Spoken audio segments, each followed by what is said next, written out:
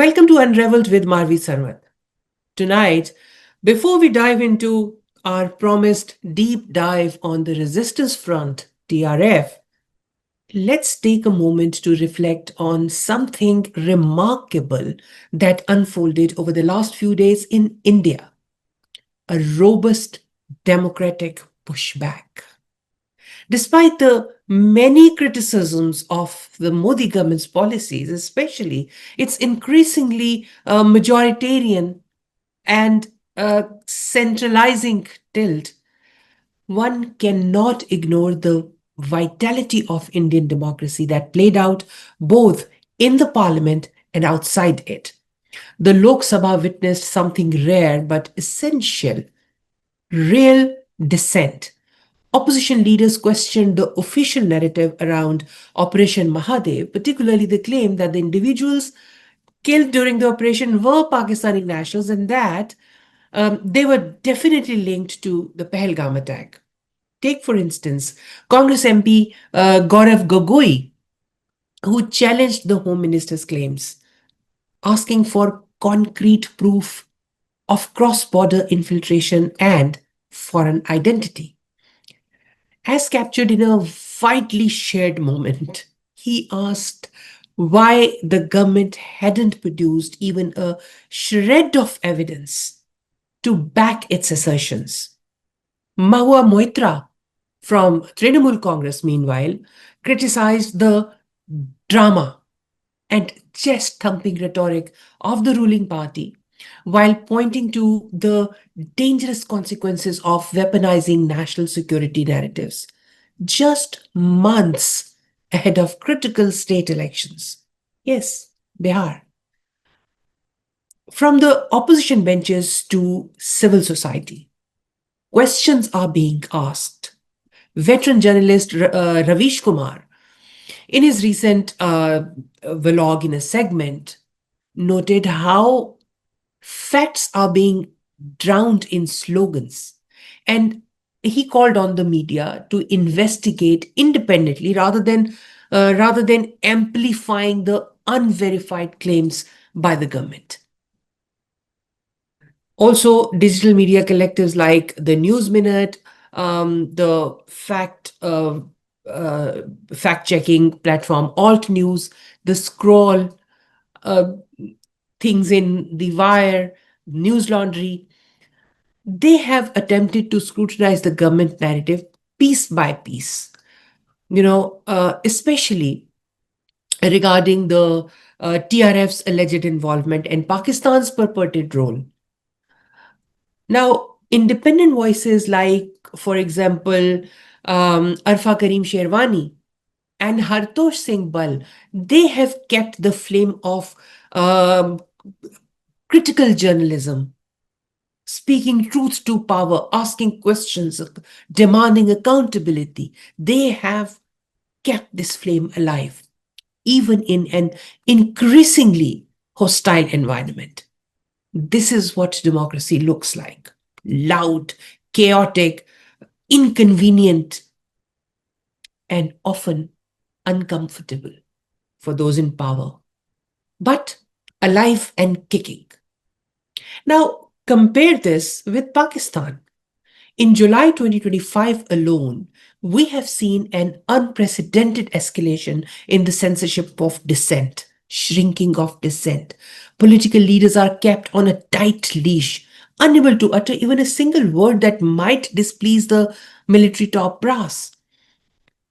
Journalists find their YouTube channels suspended after quiet lobbying by the state authorities with the platform managers. Entire stories are being buried. The tragic incidents in, for example, Tirah Valley very recently, where credible reports indicate serious rights violations by the security forces, have not just gone uninvestigated, but largely unreported, and worse, parroting the parroting, trumpeting, and amplifying the narrative dictated by the security forces. It's shameful and embarrassing. Independent journalists, meanwhile, are trying to reach the valley, They tried to reach the valley, but they were turned away. They were harassed, silenced. There has been no official inquiry, and the voices of the victims, as it has been happening in Balochistan, the victims were civilians. They remain unheard. And worse, they are being termed anti-state, traitors. Yeah, well, we have been seeing that, we have been witnessing that story in Balochistan for quite long, long. Now, let me make a commitment here. In our next episode, we will cover the Tirah Valley incidents in detail. We will try to bring you the testimonies the mainstream media won't touch, because journalism at its best holds power to account, even when it is inconvenient, even when it is dangerous. Yes, India's democracy is deeply flawed, threatened by hyper-nationalism, Hindutva politics, and majoritarian impulses. But compared to Pakistan's rapidly closing civic space, where the military and its proxies suppress even the whisper of dissent, India's political and media ecosystems still allow room for resistance. And that space is precious, however teeny tiny it is.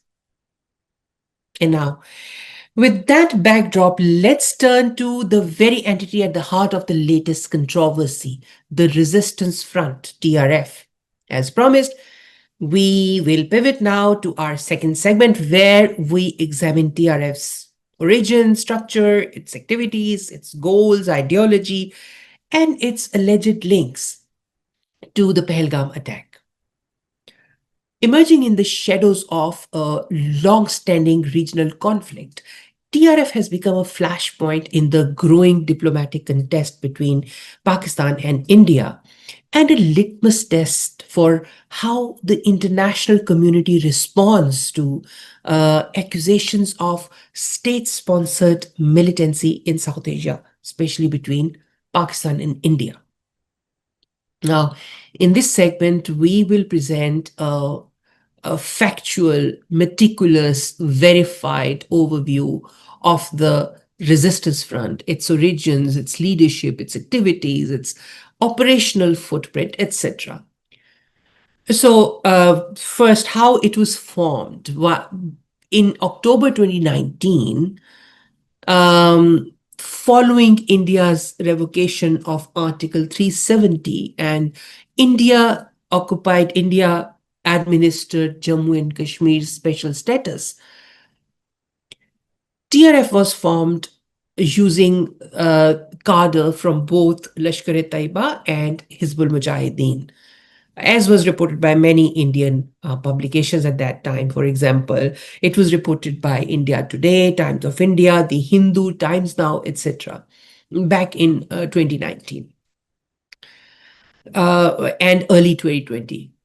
Now, analysts in India assert that TRF was conceived as a plausible deniability proxy for Lashkar-e-Taiba, LET, amid international scrutiny that was happening, especially that were happening on Pakistan, especially Pakistan's listing of on the FATF grey list at that time.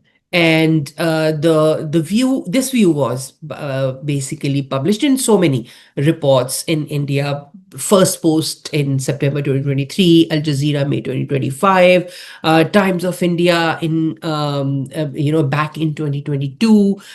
So the newspapers in India were there are so many examples of these reports making the claim that this was the proxy, and it has been being talked about in the strategy and defense and security circles in New Delhi, that this new kid on the block was a child of LET.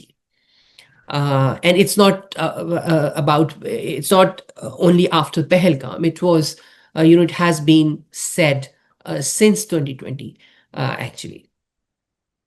Now, it was formed, and it's structured.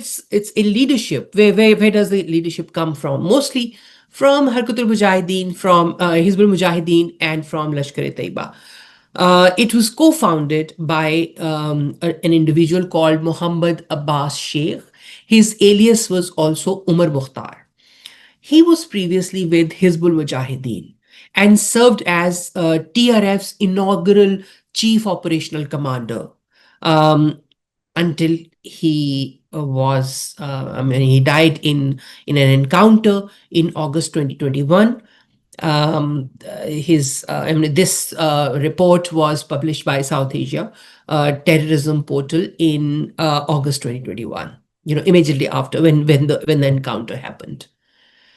Now, following Sheikh's death, there was another individual called Basit Ahmad Dar, Abu Kamran. He assumed the operational leadership of TRF. He was born in 2002, so very young. But he rose rapidly in the rank and file and was formally named Chief Operational Commander after the death of Sheikh. He remained TRF's operational head until he was killed in May 2024 in Kulgam district. India's National Intelligence Agency (NIA) had placed a 1 million rupees, Indian rupees, which was at that time equivalent to almost $10,000 US dollars. So this bounty was put on his head, and we lifted this report from the Kashmiriyat. It was published in the Kashmiriyat in December 2022. Now, Sheikh Sajjad Gul, a former Lashkar-e-Taiba associate, he now serves as the Resistance Forces TRF's supreme leader. He was designated as a terrorist by Indian government in January 2023 under India's UAPA with again 1 million Indian rupees bounty, equivalent to around now $11,000 on his head. The reports we got these reports from multiple Indian publications, including the Times of India, India Today, the Deccan Herald, etc. Talking about the ideology and public profile of the TRF.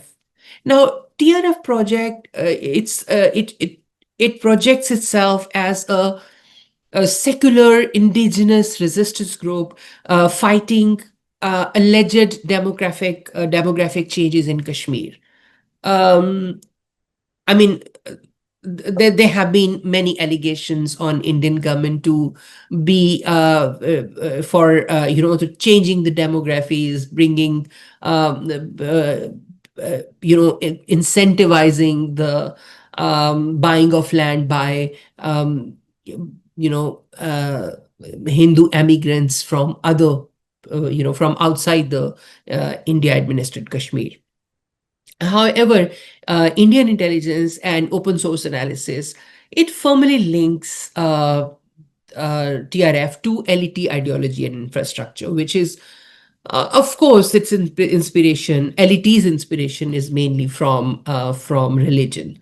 TRF, although has so far kept itself as far as its digital footprint is concerned, as far as its assertions, its statements, its activities, social media activities concerned, whatever we know of its ideology, it is not grounded in religion. It is grounded in Kashmiri nationalism. It is grounded in seeking, especially the property rights, etc. These rights after Modi government's decision of 2019 to abrogate Article 370 and taking away Kashmir's statehood. But despite its secular veneer, TRF has repeatedly targeted, minority community, which is I mean, Hindus are in minority in Kashmir, in India administered Kashmir. So they have repeatedly targeted Hindus, but Sikhs also. They label non-Kashmiris as settlers, and they think whosoever are settlers, they are supporting RSS agendas.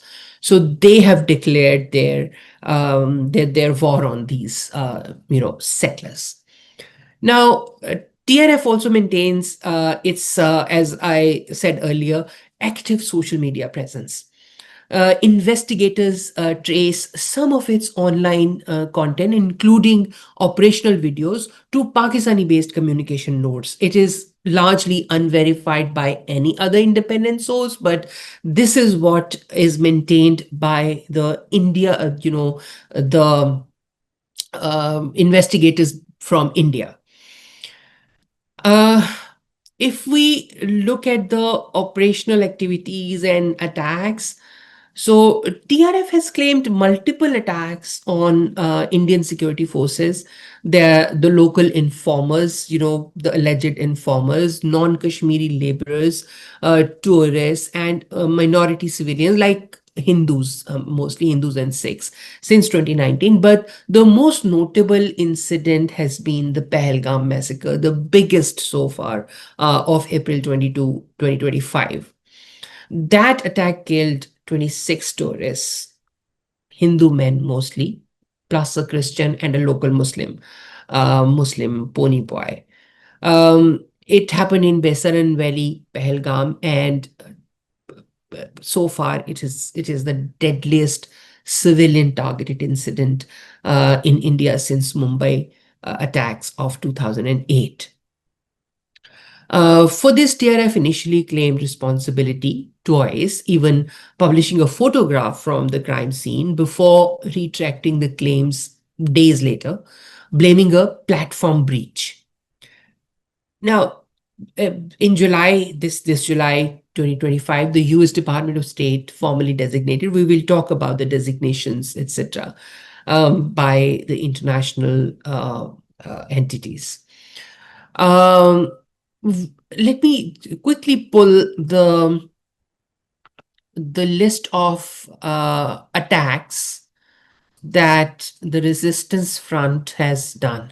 So the majority of attacks so far that TRF has claimed and are blamed on TRF were done in 2020. In total, they did, let me just quickly, 1, 2, 3, 4, 5, 6, 7, 8, 9, 10, 11, 12, 13, 14 attacks. 14 attacks they did in it's almost every month. April, May, there was in June, July, there was no attack in August, then September. I'm lifting this from the South Asia terrorism portal.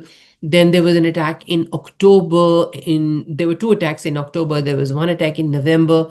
Then in December, there were 2 attacks. And the next attack was in February 2021.